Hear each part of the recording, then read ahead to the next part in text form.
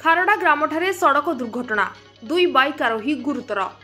गजपति जिला काशीनगर ब्लॉक अंतर्गत खारडा ग्रामठारे आज प्राय 12टा बेले सड़क दुर्घटना घटी दुई बाइक आरोही गुरुतर थिबा सूचना रही। सूचना अनुसार सुनील नायक एवं तांको बांधवी शिवानी पाणी दुई जण पारलाखेमुंडी ठारू मुन्नीगुड़ा अभिमुखे जाउथिबा बेले कोनोसी कारणरू खारडा ग्रामठारे बाइकटी दुर्घटनाग्रस्त होइथिला। परे स्थानीय लोके 112 को कॉल करथिबा बेले काशीनगर अग्निशम विभाग जवान माने घटनास्थल में पहुंची दुई जन को उद्धार करी पारलाखेमुंडी जिला मुख्य चिकित्सालय को अग्निशम गाड़ी द्वारा नहीं जाइथिले। सेठारे दुई गुरुतरंकु चिकित्सा करा जाइथिबा बेले सेमानक विषय रे अधिक सूचना मिली पारि नाही।